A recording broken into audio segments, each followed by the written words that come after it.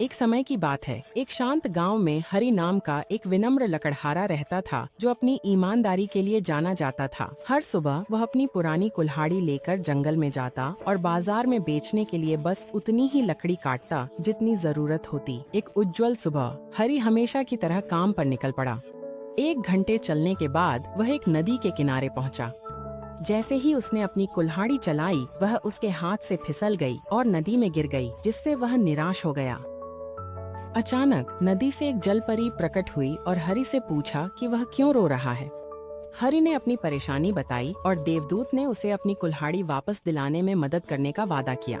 जलपरी ने सबसे पहले हरि को एक सोने की कुल्हाड़ी दी, लेकिन उसने मना कर दिया और कहा कि वह उसकी नहीं है। फिर उसने एक चांदी की कुल्हाड़ी दी, जिसे हरि ने फिर से ठुकरा दिया और जोर देकर कहा कि उसकी कुल्हाड़ी तो साधारण लोहे की है। आखिरकार जलपरी ने हरि की लोहे की कुल्हाड़ी पेश की और हरि ने खुशी खुशी उसे स्वीकार कर लिया।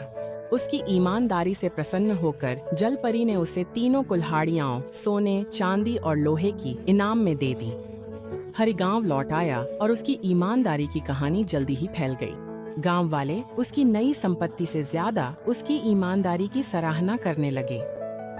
एक और लकड़हारा भोला ने यह कहानी सुनी और सोचा कि वह भी जलपरी को धोखा देकर सोने और चांदी की कुल्हाड़ी हासिल कर सकता है। इसलिए उसने अपनी कुल्हाड़ी खोने का नाटक किया। भोला ने अपनी कुल्हाड़ी नदी में फेंक दी और जोर जोर से रोने लगा। जलपरी प्रकट हुई और उसे एक सोने की कुल्हाड़ी पेश की, जिसे उसने झूठ बोलकर अपनी बता दिया।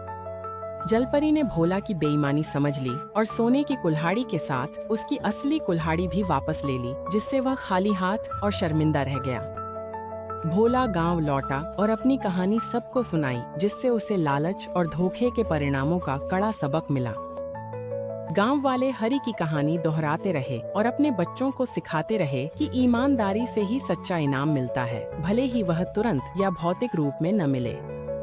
इस कहानी की शिक्षा यह है कि ईमानदारी सबसे अच्छी नीति है, जो विश्वास, सम्मान और कभी-कभी अप्रत्याशित आशीर्वाद भी लाती है। लालच और धोखा केवल नुकसान और शर्मिंदगी की ओर ले जाते हैं, जैसा कि भोला के अनुभव से स्पष्ट है। यह कहानी इस बात पर जोर देती है कि ईमानदारी का हमेशा इनाम मिलता है, जबकि बेईमानी से केवल नुकसान होता है। हरि की कहानी गांव के लिए एक सबक बन गई, जिसने भौतिक लाभ से अधिक सच्चाई के महत्व को उजागर किया। गांव वाले इस कहानी को संजो कर रखते थे और यह सुनिश्चित करते थे कि यह पीढ़ी दर पीढ़ी ईमानदारी के मूल्य की मिसाल के रूप में आगे बढ़ती रहे।